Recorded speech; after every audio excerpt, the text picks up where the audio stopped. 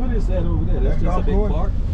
Yeah, it's a park, but in the outskirts of it, there is some slums over there. Oh, yeah. Some slums? Yeah, Tindy House. Okay. Yeah. So yeah, Woodsprat is where you'll be visiting the game reserve. Oh, okay. Yes, where you are going on Monday, Woodsprat. Okay. Are we staying at this hotel tonight? You are staying at this hotel tonight and tomorrow. And tomorrow night? Yes. Okay, You good. check out on Monday. Oh, okay. Great, All right, great, cool. Great. You'll check out on Monday Yes. when you'll be going to Woodsprat. Okay, what is our agenda for tomorrow? Tomorrow we are doing the Soweto tour, Oh. the biggest black township in the world. Wow. On the highlights of the tour, we'll visit the slum, the Clip Town informal settlement. The nuclear towers are there. Soweto. Yes, Mandela's house and yes, there are some towers there. Yes. We're going to visit Mandela House. Yes. Yes, we're going to walk along the only street in the world which have got 2 Nobel Prize winners. So that will be in, yeah, that will be in Mandela Soweto. and the preacher. What is his name? Desmond Tutu. Desmond Tutu. Desmond Tutu, yeah. So if you look on your right hand side, you know, at least see the houses. They are all covered by the trees. Johannesburg is the only city in the world which is having the biggest man-made forest than any other city in the world. All these trees that you are seeing, they are the planted trees from other parts of South Africa and other parts of the world. For a city or a village to look more beautiful, We have houses for sale over there? we need to plant trees. Yeah. So What kind of trees? Just random, any kind? Or it's any kind. every kind? Every kind. So coming to Johannesburg any time of the year, it is great because these trees are not indigenous here. Oh, okay. So it's always evergreen. They are planted trees. They never green? The trees? Most of them, they are always green. Oh. Green. And those you see with no leaves seeming to be dead, they Oh. are not dead. Yeah, They shedded off their leaves. Right. When it's getting too hot, those trees which are from the drought resistant area, they shed off leaves in order to reduce much loss of water through transpiration. So the country South Africa is the country which is located on the southern tip of the African continent. In between the Indian and the Atlantic Ocean, the Indian on the east, we are washed by the warm Mozambican current. The Atlantic, we are on the west, we are washed by the cold Benguela current. The 2 oceans comes together at the far south in the Cape provinces, at Cape Agulhas. That's where you can witness the meeting place of the Indian and the Atlantic Ocean. The northern side of South Africa, we have got neighboring countries. Starting to the west, we've got Namibia, Botswana, Zimbabwe, and Mozambique on the east. Not forgetting to it that within the country South Africa, we have got 2 countries which are independent. That is Swaziland on the east, which today we call it the Kingdom of Eswatini. It is one of the remaining kingdoms in the African continent. 3/4 of Swaziland shares the border with South Africa. Only 96 kilometers of the east of Swaziland, it shares the border with Mozambique.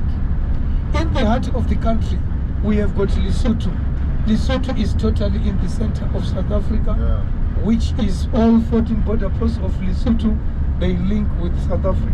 How many wives does the king in Lesotho have now? The king of Swaziland is having 18 wives today. Yes. There is a tower right in front of us over there. There is a tower over there. Oh, That is the Judges Freedom Tower, but we call it the Hillbrow Tower. It is in the middle of the neighborhood of Johannesburg, which is attached to the city.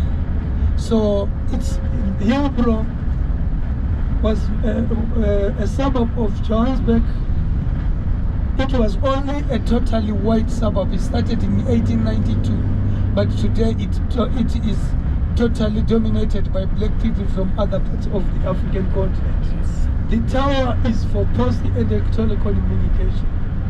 Hillbrow is the part of the town which does not sleep. Come in Hillbrow Saturday, Friday, Saturday, And they don't maybe sleep. Sunday. Life will be very, very much active. They don't sleep. Party, party, party, And, party. There is quite a lot That of was the young days. nightclubs, know. there is quite a lot of churches, which is a very good combination. If you are tired of clubbing, you go worshiping. If you are tired of Okay. worshiping, you go clubbing. So you get it in Hillbrow there. We So- know about that. So when people don't sleep, you know that the hospital or the clinic within there should be busy, as well as the police station Oh, yeah. should be busy. That is in Hillbrow. As we drive, if you look to the vehicles that are overtaking us, just look to the registration number plates. The registration number plate mostly end with GP. GP stand for Gauteng Province. Gauteng Province, because the country South Africa is today divided into 9 provinces. Each and every province have got a registration number plate, differs from province to province. I can tell wherever I am, where does this South African car is registered by the number plate GP, Gauteng Province. That's G-E-U. Out there, you pronounce it out there. Yeah, Gauteng, meaning place of gold. Because the most purple reef of gold, which was never ever discovered anywhere else in the world, was discovered in these areas, which resulted to the birth of Johannesburg in 1886. There are a number of people who do not like this province, Gauteng GP. They say the GP stand for the gangsters' paradise. But I tell you, I like this province. For me, it is standing for the good province or good people. Okay. Yes, indeed, in this good province, there are good people like me and Sylvester. I hope we are going to be good to you. Feel free to ask any question that you would like, and I would like you at the end of the day, the one that will be taking you back to the airport, ask him to take you via the Home Affairs to get the citizenship of South Africa, because you'll be knowing South Africa in and out. So let's forget about the gangsters' paradise and concentrate on the good province. Okay. Oh, GP Gangsta Paradise. I missed that one. I Yeah. know, dude. Coming up on my left-hand side, that is the entrance Yeah. of the biggest English university of this country, the Witwatersrand University, Wits University, which used to be a white university during the time of the apartheid era. But today, it is now for everyone. And we've got the planetarium over there. We've got 2 planetariums in this country. That is this one, and when you are to go to Cape Town, outside the South African Museum in the Company's Garden, you'll see another planetarium. And we've got the Origin Museum on the grounds of the university over above the freeway. There is the Origin Museum, because we believe in South Africa we have got what we call the cradle of humankind, where we say everyone began in this area. So about 40 minutes drive to the west, that's where we also take people to the caves where they have to witness the skull of the oldest human Lucy. remain. Yes. Lucy. Miss, please. What is that? Oh, police stop. So coming up on our left Paddy hand, wagon too.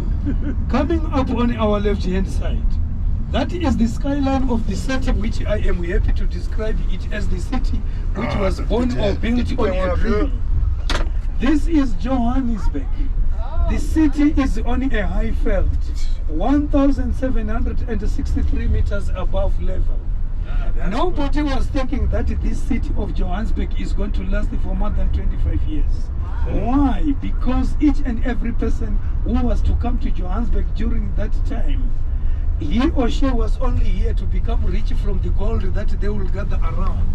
And as soon as they gathered enough gold, they could return back to their home city. But Johannesburg survived that one. Today it is over 100 years old.